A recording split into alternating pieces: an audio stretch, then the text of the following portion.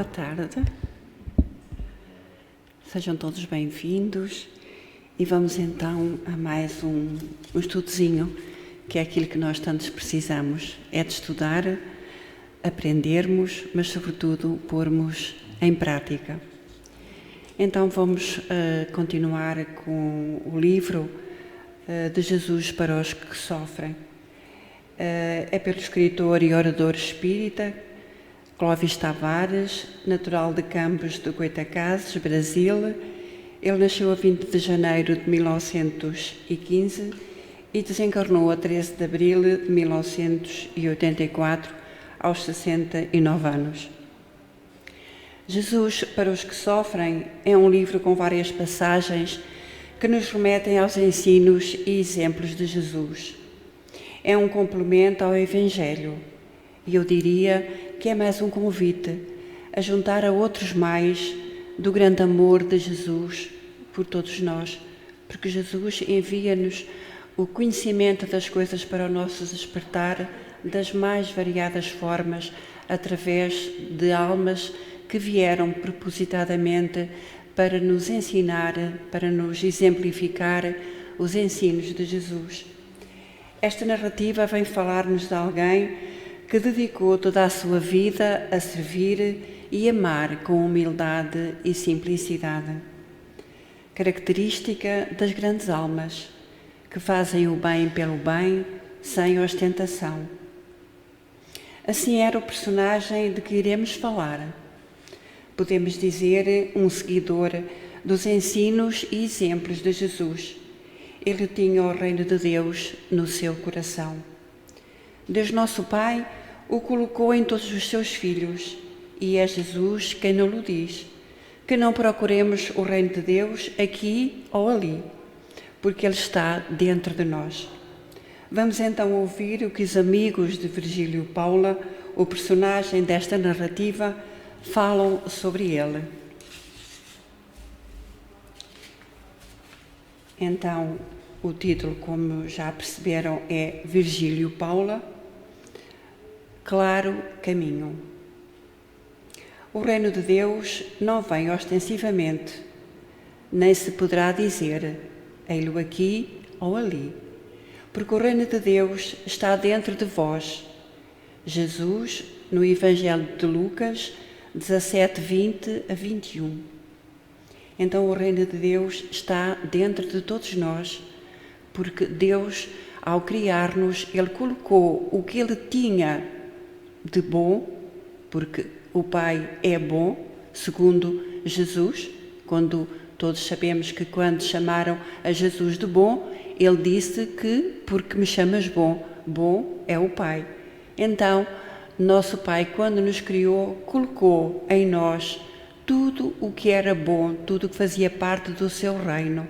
Então esse reino está dentro de nós, que nós iremos também desenvolvendo esse reino. É como se de uma flor se tratasse, que primeiro está em botão e só depois, pouco a pouco, ela vai abrindo. Assim acontece com todos nós. Então, continuando, é uma velha lembrança sempre presente. Soubéramos, seus amigos e confrades de Campos, que Virgílio Paula, estava doente, gravemente enfermo. Virgílio Paula fora o primeiro presidente de nossa escola Jesus Cristo, em crescimento constante, desdobrando-se em diversas atividades e recebendo em seu seio crianças, jovens e velhos. Todos elegemos a figura ímpar desse ancião bondoso e sábio para presidente de nossa instituição, quando adquiriu ela personalidade jurídica. Durante anos e anos, ele foi, sob as bênçãos do condutor divino, o timoneiro visível da nossa barca espiritual. Os anos passaram e passaram. Virgílio Paula precisou retornar à sua aldeia, onde esperava terminar seus dias terrenos, ao fim de uma longa jornada de trabalho espiritual com crianças, jovens e velhinhos. Ele precisou também de parar um pouco mas vamos ver se ele parou. E agora vinha a notícia triste da grave enfermidade. Exagero? Que importava? As saudades do santo velhinho que nosso venerando Chico Xavier denominara o ancião da Igreja em 1940 eram muito vivas nos corações que o amavam. E fomos, o amigo Francisco Pontes, seu sobrinho e eu, em demanda de Santo António do Imbé, no município de Santa Maria Madalena. No abençoado recanto onde vivia vovô Virgílio, como todos lhe chamavam afetuosamente, mantinha ele, com o auxílio dos familiares queridos, uma escola de Evangelho, onde ensinava a consoladora doutrina aos pequeninos e aos humildes de espírito, daquela vila montanhosa. Era uma filial da Escola de Jesus Cristo em terras madalenses. E vovô Virgílio ternamente a consagrara à memória de Maria Betânia, aquelas que escolhera a melhor parte, conforme a lição do mestre. Então, podemos só acrescentar que Maria Betânia era irmã de Marta. Marta vivia num determinado povoado onde Jesus foi e Marta o convidou à sua casa para ouvir os seus ensinos. Maria, esta Maria de Betânia, ela se sentou e ouviu Jesus com toda a atenção, enquanto a sua irmã Marta, que tinha convidado Jesus, continuava com os seus afazeres, ouvindo, mas ao mesmo tempo com outras preocupações. E é aqui que Jesus se refere que Maria escolheu a melhor parte.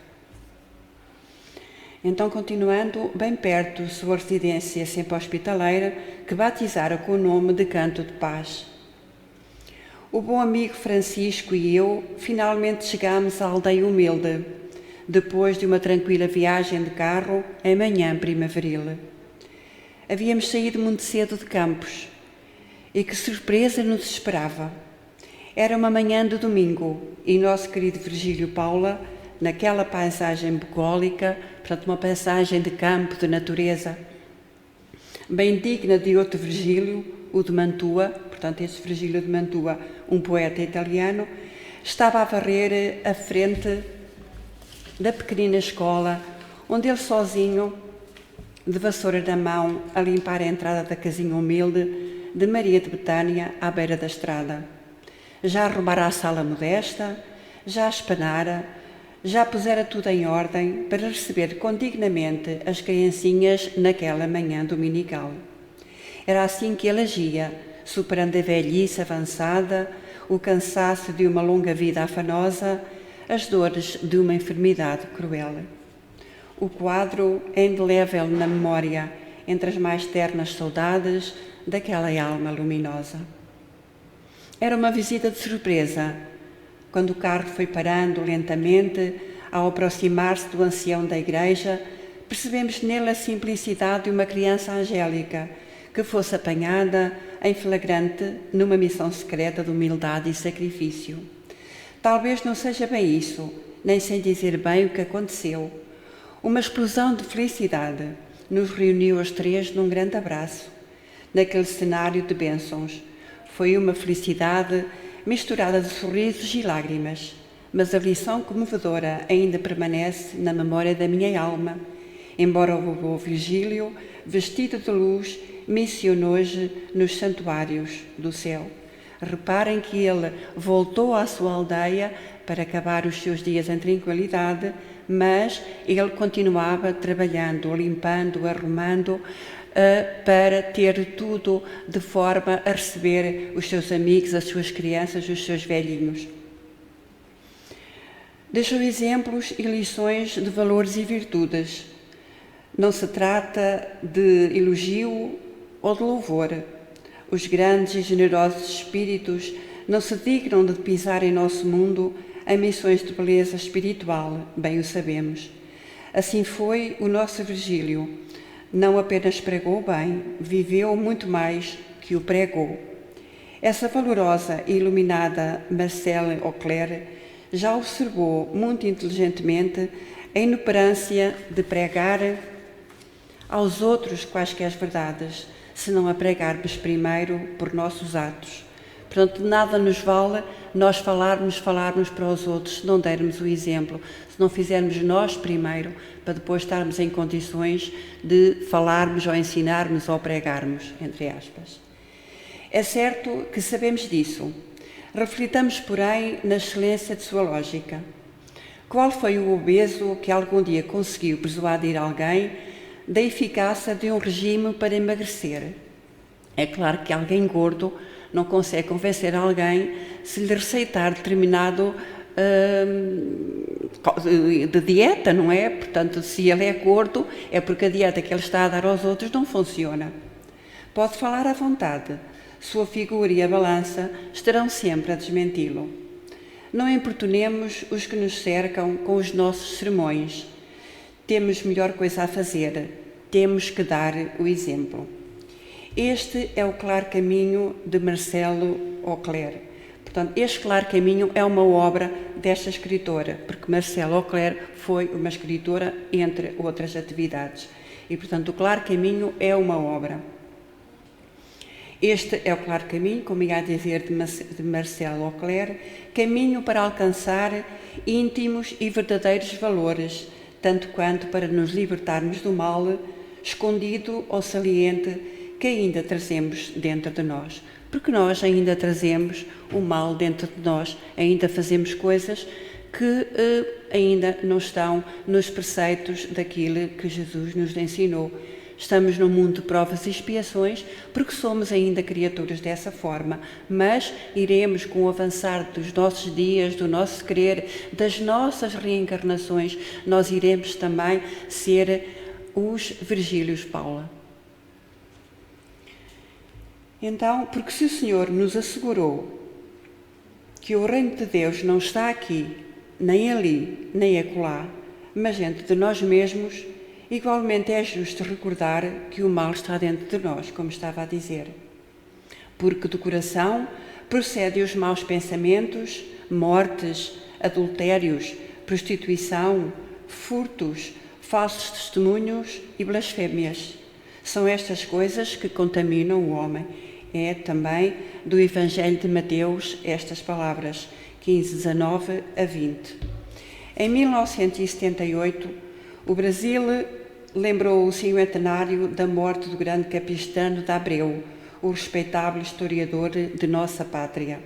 Outro grande valor de nossas letras, o historiógrafo José Honório de Almeida, carinhosa e cuidadosamente, recolheu e publicou em 3 volumes as cartas do grande ceareiro, que renovou, os processos dos estudos históricos e trouxe novas contribuições para interpretar os caminhos da civilização brasileira.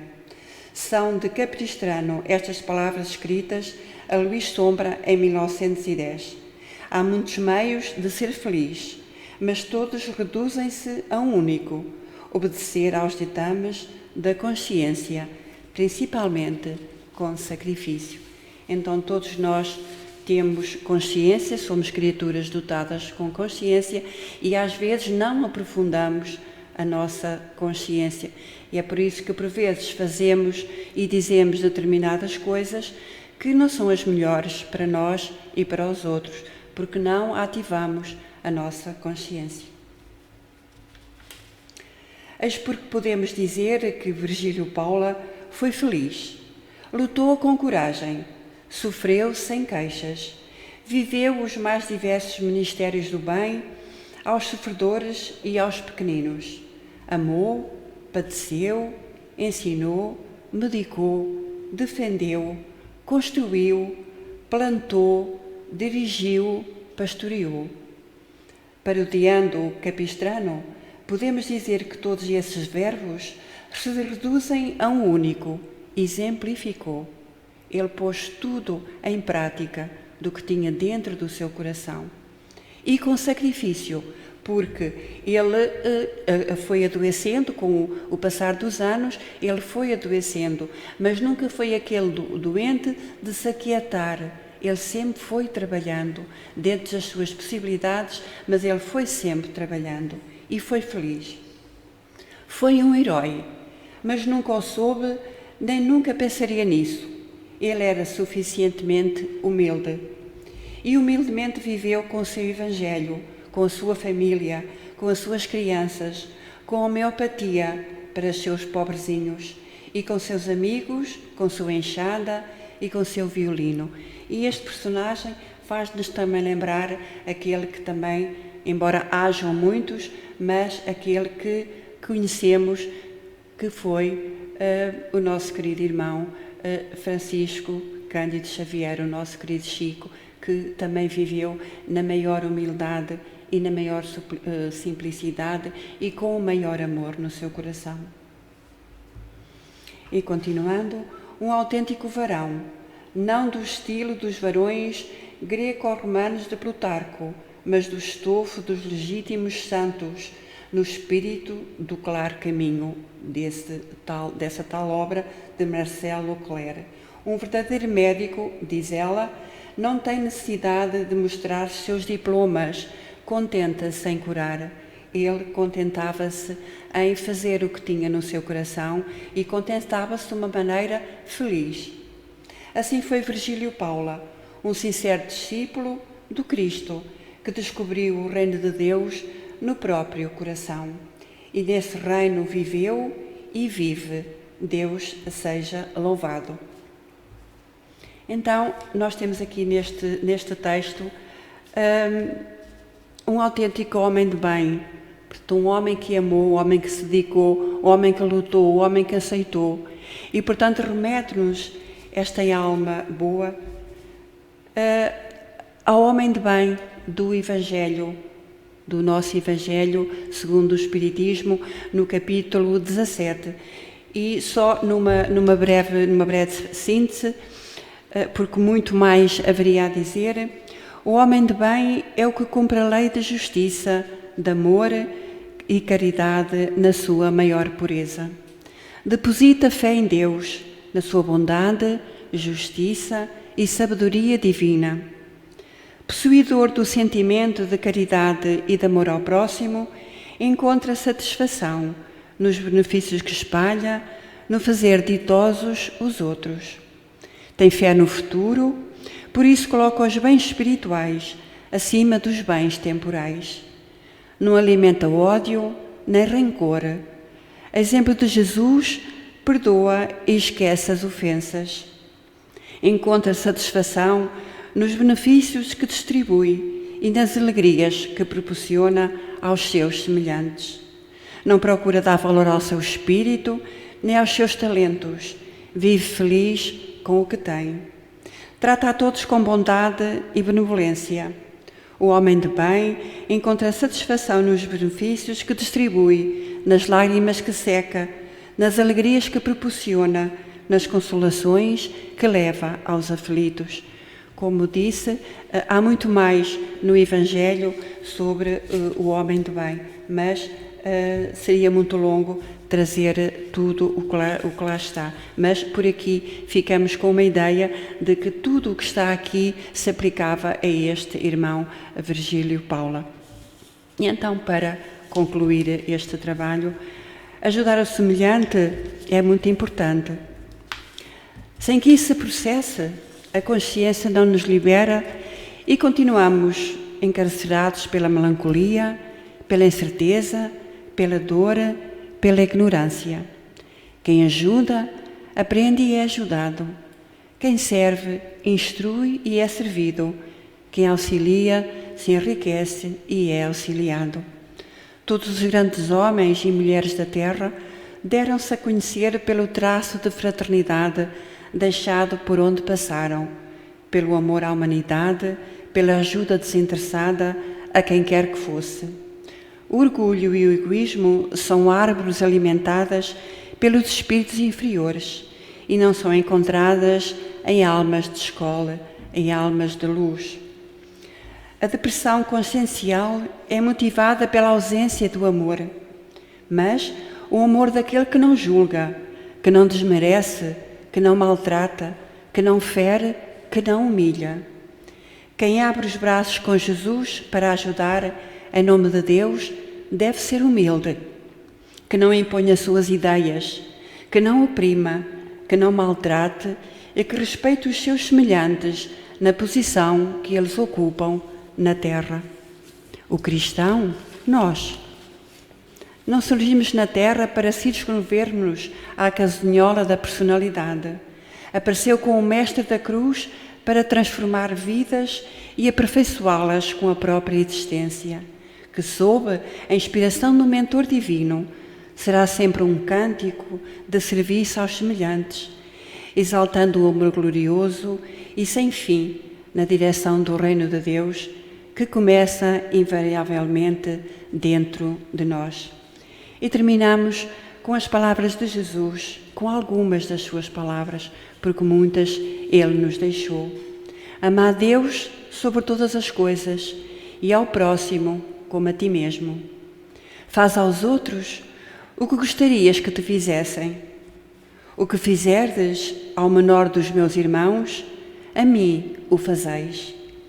Fora da caridade não há salvação, diz-nos a doutrina dos Espíritos, o Espiritismo. Então, meus queridos irmãos, foi este singelo trabalho que trouxe para mim, sobretudo, e para que nós possamos refletir, porque claro que para chegar a um ponto destes, possivelmente este irmão teve várias reencarnações, porque nós estamos todos fadados, digamos assim, a seguir o mesmo caminho, o caminho da caridade e do amor. E não o conseguimos fazer numa só reencarnação.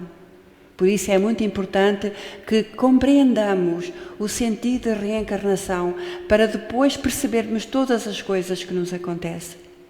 E é através das reencarnações que nós nos vamos aprimorando, porque cada reencarnação é uma vinda à escola Terra.